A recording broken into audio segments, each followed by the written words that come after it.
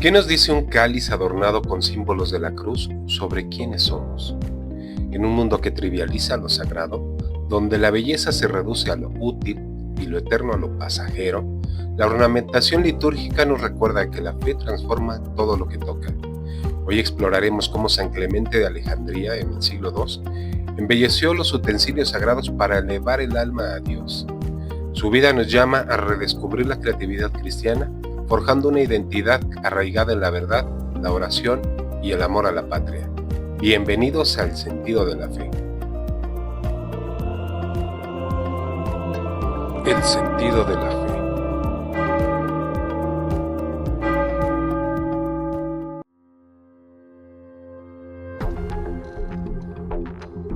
En el siglo II, el Imperio Romano era un crisol de culturas, filosofías y religiones.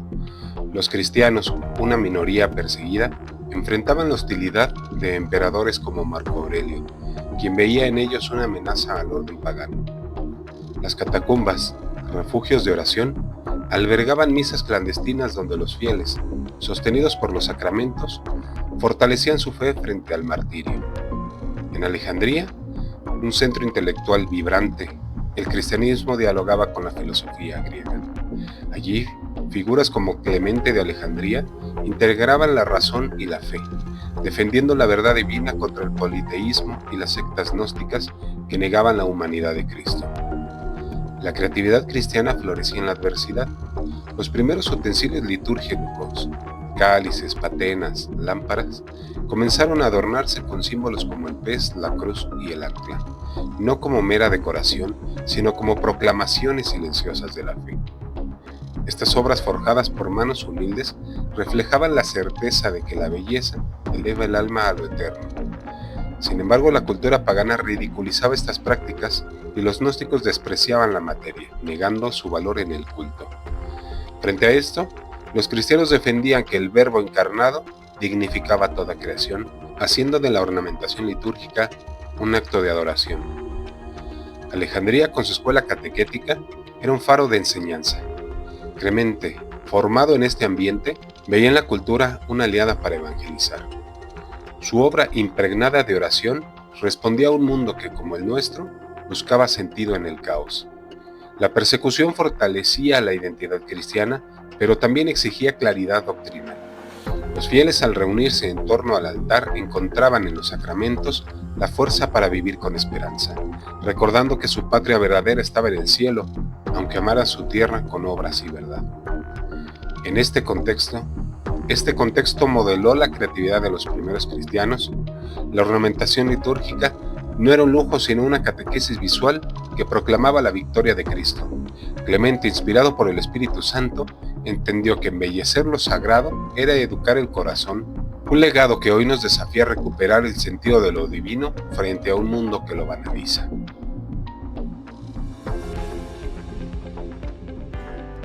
San Clemente de Alejandría, padre de la Iglesia y teólogo, fue un puente entre la fe cristiana y la cultura pagana. Nacido probablemente en Atenas en una familia pagana, se convirtió al cristianismo tras buscar la verdad en diversas filosofías. Dirigió la escuela catequética de Alejandría, formando a los fieles en un contexto de persecución. Aunque no fue obispo ni mártir confirmado, su vida de oración y enseñanza fortaleció la identidad cristiana, dejando un legado que ilumina hasta hoy. Clemente vivió en una era donde los cristianos eran ridiculizados por su fe. En su obra Strómata, una colección de reflexiones teológicas, defendió que la belleza y la creatividad eran dones divinos para glorificar a Dios. Para Clemente, ornamentar utensilios litúrgicos no era superficial, sino un acto de fe que reflejaba la armonía del cosmos creado por el Verbo. En Strómata, libro sexto, escribe: el arte humano, cuando se ordena a la verdad, imita la obra del Creador, que adorna el universo con su esplendor. En Alejandría, los cristianos usaban cálices grabados con símbolos que narraban la redención. Clemente veía en estas obras una catequesis para los iletrados, un modo de evangelizar en silencio. Su enfoque integraba la filosofía platónica, que valoraba la belleza como reflejo de lo eterno, con la fe en Cristo, el Logos encarnado. Así, Un cáliz no era solo un objeto, sino un testimonio de la Eucaristía, sacramento que une al fiel con Dios. Clemente también fomentó la oración personal como fuente de creatividad. En Strómata, libro 7, insiste en que la oración ordena el alma y el alma ordenada crea con rectitud. Esta vida interior alimentada por los sacramentos permitió a los cristianos del siglo II embellecer sus cultos aún en la persecución. Clemente enseñó que la creatividad cristiana, lejos de ser un lujo, era una respuesta a la vocación de santificar el mundo.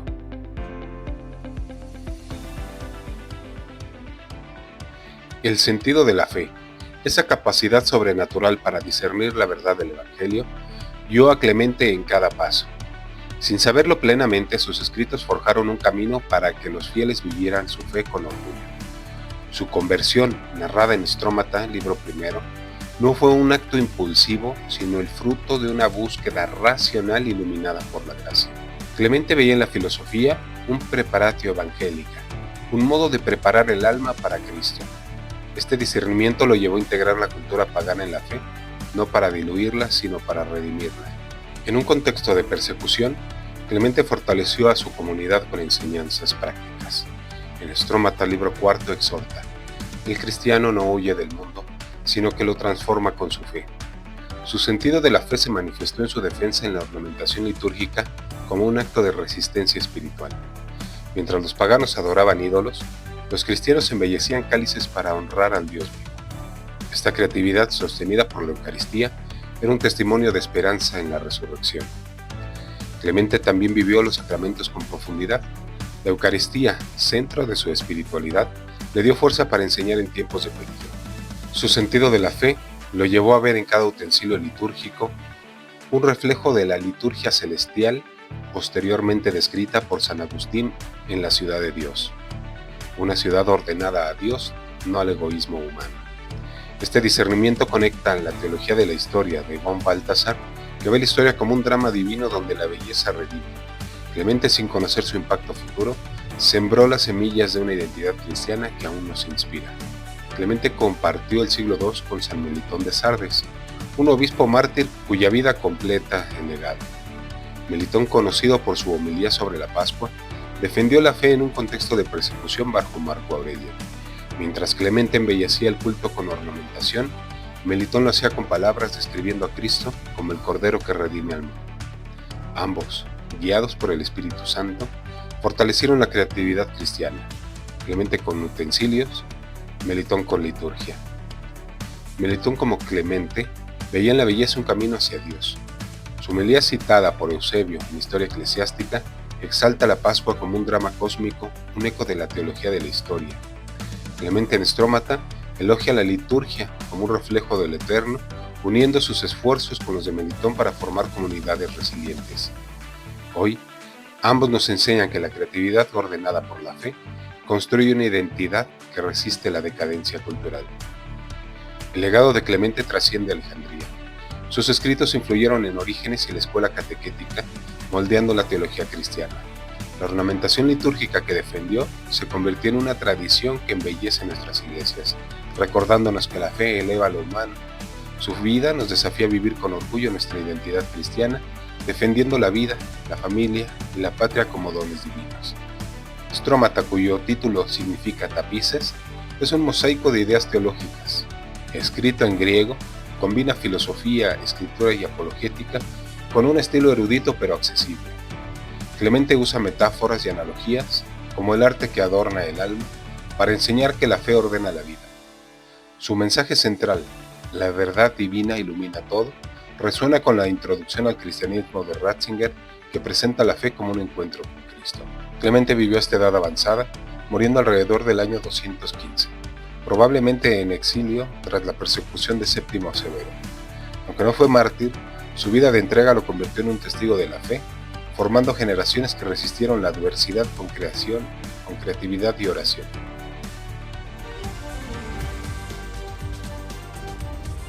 Jóvenes, ¿qué miran a su alrededor?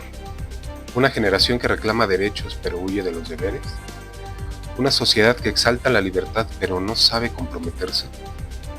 ¿Cómo es posible que teniendo más acceso a la información que nunca, haya tanta confusión sobre quién son y para qué existen? Escuchen con atención, porque lo que les voy a decir no es un discurso vacío ni una moda pasajera. Es una verdad que ha sostenido a hombres y mujeres durante siglos, una verdad que no cambia con los caprichos del tiempo, la verdad de Cristo que nos llama a una vida con sentido, de virtud y sacrificio. ¿Por qué están tan confundidos sobre su identidad y sobre su propio cuerpo? ¿Por qué les han arrancado las raíces que les dan estabilidad? El hogar, que debería de ser un santuario de orden y amor, se ha disuelto en muchos casos.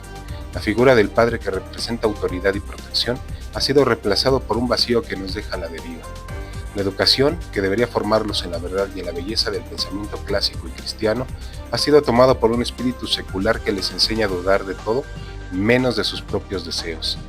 El lenguaje, que debería ser una herramienta para expresar lo eterno, ha sido destruido, reducido a frases vacías que no significan nada. Y la liturgia, el encuentro con lo sagrado, con Dios, ha sido trivializada. Misas que parecen espectáculos, donde el silencio ha sido reemplazado por ruido, donde lo divino es tratado como una informalidad indigna, donde el sentimentalismo reemplaza la reverencia y donde lo religioso es usado para fines políticos en lugar de elevar el alma a Dios. Piensen en esto. ¿Qué significa perder el sentido de lo sagrado? Es asistir a una misa donde el sacerdote actúa como un animador de multitudes, buscando aplausos en lugar de adoración para Dios. Es entrar a un templo y encontrar más charlas banales que oración silenciosa. Es tratar a Dios como un igual, olvidando que Él es el creador y nosotros las criaturas. Jóvenes, si no recuperamos el asombro ante lo sagrado, ¿cómo vamos a encontrar un propósito que trascienda nuestras vidas? Esta descomposición cultural y espiritual tiene raíces profundas. Han crecido en un mundo que les enseña a despreciar la autoridad, a evitar el compromiso, a temer el sufrimiento, mientras buscan atención constante. Les han dicho que deben ser únicos, pero no les han dado un propósito en esa unicidad. Se rebelan sin saber por qué, repitiendo discursos que no son suyos, buscando una autoafirmación que carece de raíces, una autoestima que no está anclada a la verdad. Han caído en una espiritualidad sin Dios que les promete paz pero los deja ansiosos, en una ciencia sin alma que les promete progreso pero los deja deshumanizados. Consumen sin parar, disfrazando ese consumismo de conciencia social y viven etiquetando todo, a sí mismo y a los demás, sin detenerse a pensar. Pregunten, ¿por qué si hoy pueden ser lo que quieran, nadie sabe definir lo que es? ¿Cómo es que hay más libertad pero nadie quiere compromiso? ¿Por qué si todo es relativo se rechazan las opiniones que desafían lo que se está estableciendo? Estas no son preguntas para humillarlos, sino para despertarlos. El mundo los ha engañado, pero no están solos. Hay un camino de sanación, un camino de reconstrucción, y comienza con 3 niveles de ética que les devolverán el orden, la fuerza y la esperanza. Primero, el orden, los límites, el respeto. Sin estas bases no hay vida sólida. Un joven que no respeta a sus mayores, que no acepta límites, que no busca el orden en su vida, es como un árbol sin raíces. Cualquier viento lo derriba. Segundo, las virtudes humanas y los vínculos sólidos. La fortaleza, templanza, la justicia, la prudencia. Estas virtudes no son cadenas, sino alas que permiten volar sin perderse. Y los vínculos con su familia, amigos y la patria deben ser firmes, no basados en emociones pasajeras, sino en un amor que exige sacrificio. Tercero, la oración, la contemplación, la orientación hacia lo eterno. Si no levantan los ojos al cielo, si no buscan a Dios en el silencio y en la adoración, ¿cómo sabrán hacia dónde caminar? Y aquí entra una palabra que el mundo ha olvidado, pero ustedes deben recuperar. Sacrificio. No como un castigo, sino como un honor. El sacrificio es el principio del orden interior, la ofrenda que da sustento a sus vidas. Espiritualmente es ofrecer a Dios sus luchas y sus alegrías, en la oración y en la liturgia, uniéndose al sacrificio de Cristo en la cruz. Moralmente es renunciar a lo fácil por lo justo, elegir el bien aunque duela. Litúrgicamente es participar en la misa con reverencia sabiendo que están ante el misterio de la redención, y civilizacionalmente es dar lo mejor de sí mismos por el bien común. No un bien común abstracto, sino una comunidad ordenada a Dios, donde cada uno aporta su parte como una ofrenda viva.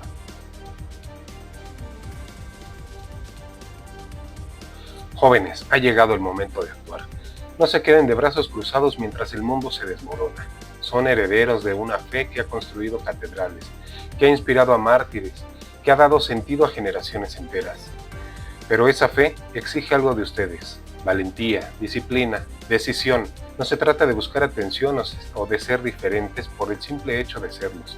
Se trata de ser santos, de ser hombres y mujeres que encarnen la verdad de Cristo en cada acto, en cada palabra, en cada pensamiento.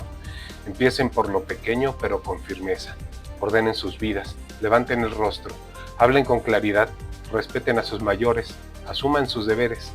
Construyan vínculos sólidos, no basados en emociones pasajeras, sino en la verdad y el compromiso. Y sobre todo, vuelvan a Dios.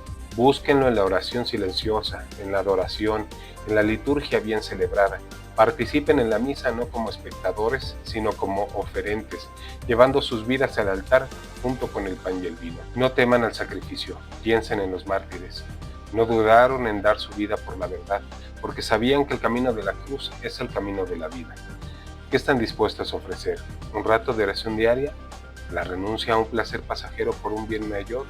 ¿El esfuerzo de estudiar las verdades de la fe y la filosofía para entenderlas con inteligencia?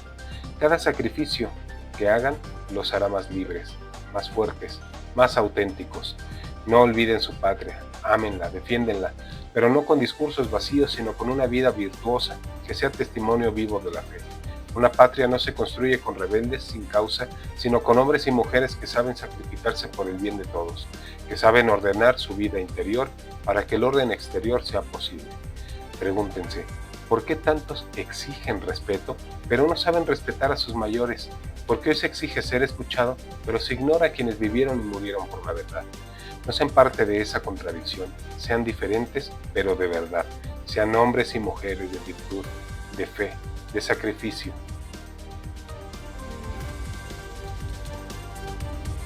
Jóvenes, el mundo les ha ofrecido muchas promesas, pero todas les han fallado.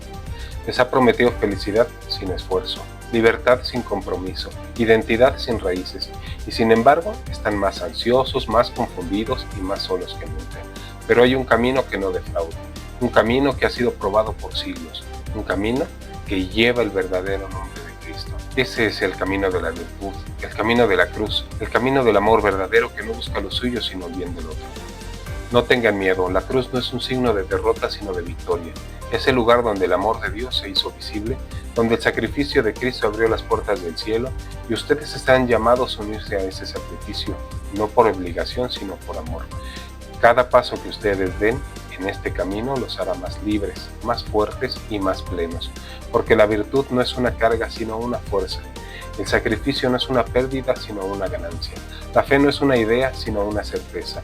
Hay un lugar para ustedes, una misión los espera, una fe que no decepciona. No está fundada en ideologías humanas que pasan con el tiempo, sino en el amor eterno de Dios, en la historia real de hombres y mujeres que lo encarnaron. Los apóstoles, los mártires, los santos, sigan su ejemplo. Miren a Cristo que Él los llama desde la cruz y les dice: vengan a mí y les daré descanso. Ese descanso no es la comodidad del mundo, sino la paz del alma que solo se encuentra en la verdad.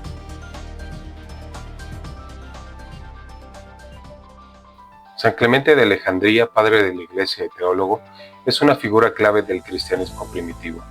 Nacido probablemente en Atenas, en una familia pagana, se convirtió al cristianismo tras explorar filosofías como el estoicismo y el platonismo. Dirigió la Escuela Catequética de Alejandría, un centro de formación cristiana, y escribió obras como Strómata, Protréptico y Pedagogo, que integran fe y razón para evangelizar. Su legado, forjado en un contexto de persecución y pluralismo religioso, ofrece herramientas para los jóvenes católicos de hoy frente al secularismo, el relativismo y el rechazo al magisterio. Este análisis aborda su vida, escritos y enseñanzas desde una perspectiva doctrinal y apologética.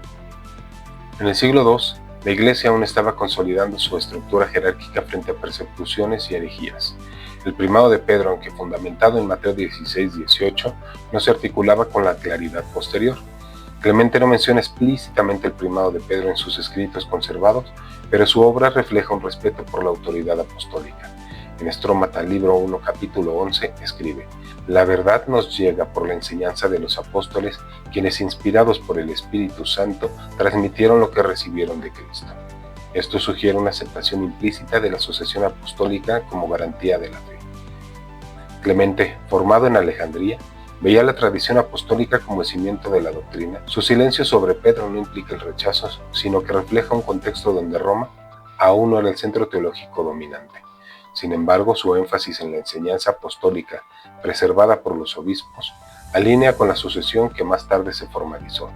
En Strómata, libro 6, capítulo 7, defiende la autoridad de los presbíteros que conservan la tradición de la verdad, lo que conecta la estructura eclesial naciente. Para los jóvenes, Clemente enseña que la fe no es una opinión personal, sino una herencia apostólica que resiste el relativismo.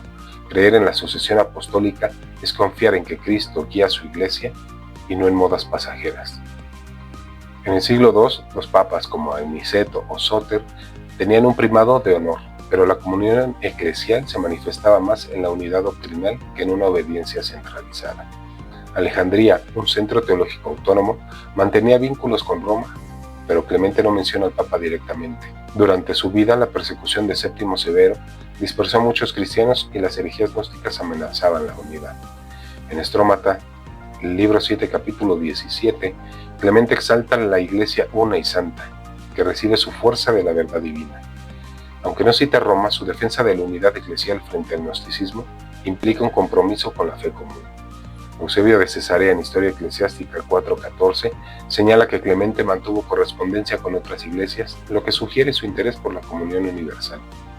La falta de referencia al Papa refleja el contexto. Roma aún no era el árbitro doctrinal universal. Sin embargo, Clemente combatió las divisiones gnósticas, que negaban la autoridad de los obispos, mostrando su apoyo implícito a una iglesia unida. Su vida en Alejandría, lejos de Roma, no disminuye su compromiso con la fe católica, sino que lo contextualiza en una iglesia diversa pero unida. Clemente invita a los jóvenes a valorar la unidad de la iglesia frente al secularismo que fomenta la fe a la carta. Su ejemplo muestra que la comunión con la Iglesia universal protege contra el individualismo espiritual. El magisterio, como lo entendemos hoy, no estaba formalizado en el siglo II, pero los obispos y maestros cristianos ejercían autoridad docente. Clemente, como líder de escuela catequética, formaba a los fieles en la doctrina ortodoxa, enfrentando sectas como los valentinianos. En Strómata, libro 1, capítulo 1, Clemente afirma: la verdadera gnosis, conocimiento, es aquel que los maestros de la Iglesia transmiten y no los herejes que dividen.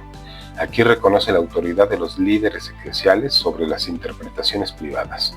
En Pedagogo, libro 1, capítulo 6, insiste en que Cristo, el pedagogo, enseña a través de su Iglesia, sugiriendo que la autoridad docente emana de Cristo y se ejerce colectivamente.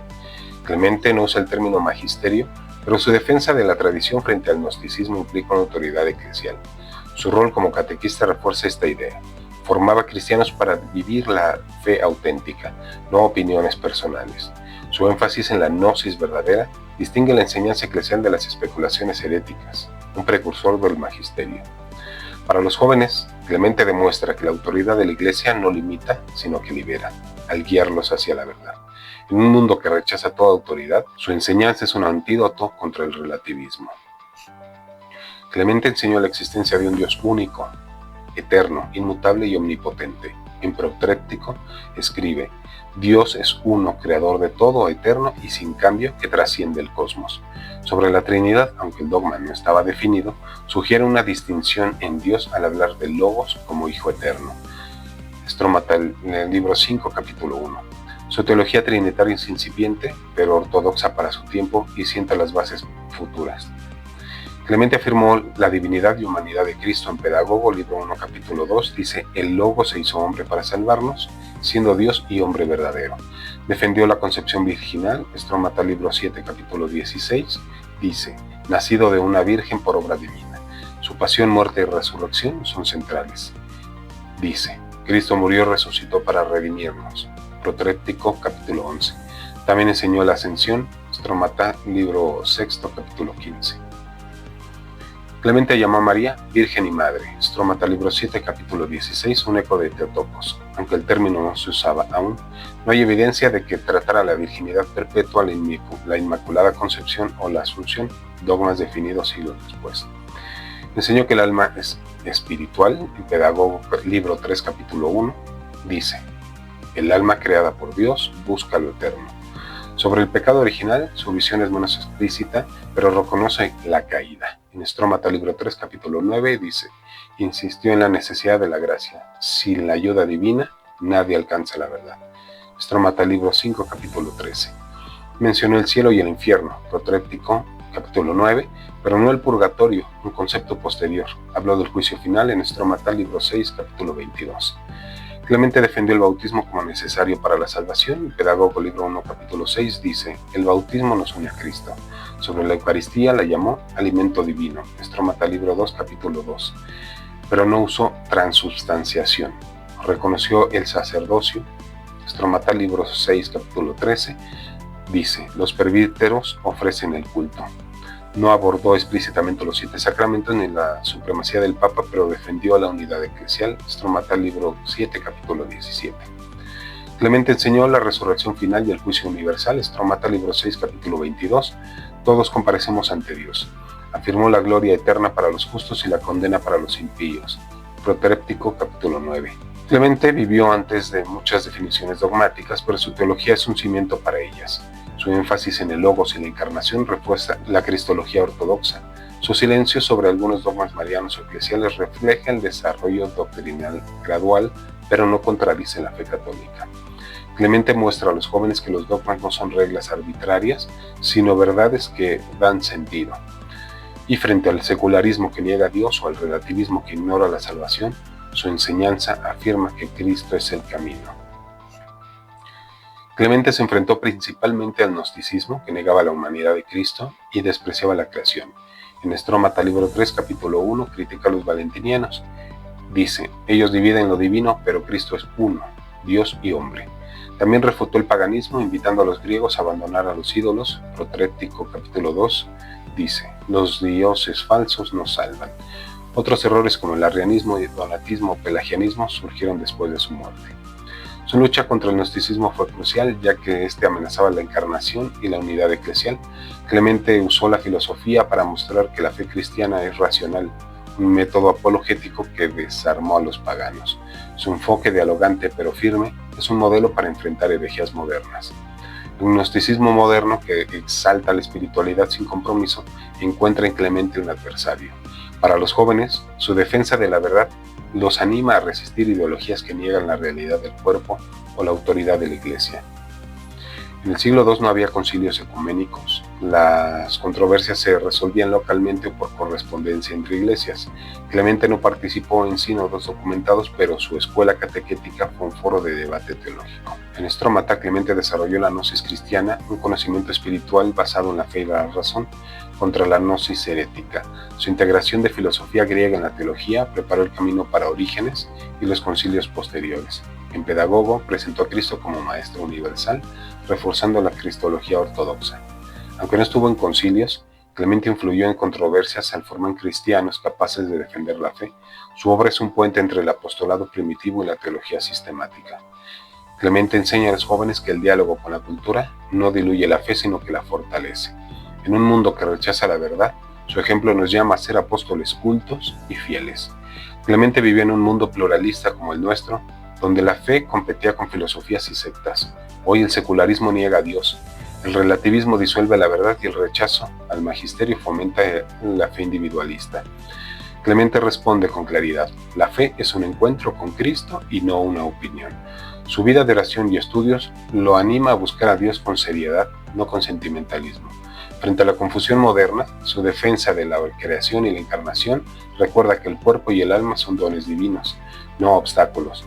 Para los jóvenes, Clemente es un guía que los invita a vivir con orgullo, identidad católica y resistiendo la banalización de lo sagrado. San Clemente de Alejandría, un padre de la Iglesia del siglo II, es una figura histórica cuya existencia está bien documentada y cuya vida testimonia la continuidad de la fe católica desde los primeros siglos. Clemente, nacido alrededor del año 150, fue un teólogo y filósofo que dirigió la escuela catequética de Alejandría, un centro clave para la formación de los primeros cristianos. Sus obras como el Protrepticus, Pedagogus y Strómata no solo han sobrevivido hasta nuestros días, sino que muestran una comprensión profunda de la fe cristiana enraizada en la tradición apostólica. Frente fuentes como Eusebio de Cesarea en su Historia Eclesiástica, libro 5, capítulo 11, y San Jerónimo en De Viris Illustribus, capítulo 38, confirman su vida y su papel en la Iglesia. Incluso autores modernos como el historiador Antonio Piñero reconocen la autenticidad de sus escritos y su importancia en el desarrollo del pensamiento cristiano. En contraste, algunas pastoras protestantes podrían cuestionar la relevancia de Clemente, argumentando que su énfasis en la tradición y la filosofía griega se aleja de la sola escritura. Sin embargo, esta crítica ignora que la Iglesia de los primeros siglos, como atestigua Clemente, vivía la fe como una tradición viva y no solo escrita, sino transmitida por los apóstoles y sus sucesores. La visión católica que Clemente encarna ofrece un camino más completo, no separa la escritura de la tradición ni la autoridad de la Iglesia que Cristo prometió acompañar todos los días hasta el fin del mundo. Clemente, en su Estrómata, defiende la unidad frente a la razón, mostrando que la verdad de Cristo ilumina toda la búsqueda humana, un principio que la Iglesia católica ha sostenido frente a las divisiones que surgieron siglos después. La vida de Clemente, su martirio y su enseñanza son un testimonio de que la fe católica no es una invención tardía, sino la continuidad del plan de Cristo para su Iglesia, una comunidad visible, unida y guiada por el Espíritu Santo que no se tambalea ante las tormentas del tiempo.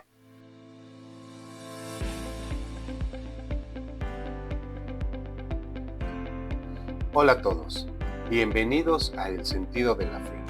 Mi nombre es José Antonio y estoy aquí para acompañarlos en este camino de descubrimiento y crecimiento. Tal vez llegaron aquí por curiosidad o porque alguien les habló de este canal. Sea cual sea la razón, me alegra de que estén aquí. La fe es mucho más que un conjunto de creencias, es la fuerza que da sentido a nuestra vida. Pensemos en los apóstoles, quienes dejaron todo para seguir a Cristo, o en los padres de la Iglesia como San Agustín y doctores como Santo Tomás de Aquino, quienes dedicaron su vida a buscar la verdad con pasión. Recordamos a los padres del desierto que encontraron en la soledad el camino hacia Dios, o a San Ignacio de Loyola, quien transformó su vida a través del discernimiento espiritual. Santa Teresa de Jesús nos enseña que la oración es un diálogo profundo con Dios, mientras que Santa Rosa de Lima nos muestra cómo la entrega total nos acerca a la verdadera felicidad. La vida de los santos nos inspira en cada aspecto de nuestra existencia, nuestras relaciones, nuestro trabajo y nuestras decisiones. Santa Teresa de Calcuta nos recuerda que el amor se vive en lo cotidiano, mientras San José nos enseña que el trabajo hecho con amor es una oración silenciosa. El arte de Frangélico nos invita a contemplar la belleza como reflejo de Dios, y San Juan Bosco nos muestra la importancia de guiar a otros con paciencia y alegría. No importa quiénes sean ni a qué se dediquen, lo importante es dónde ponen su corazón. Este canal es un espacio para aprender a crecer y descubrir juntos el sentido de la fe. Acompáñenme en esta aventura.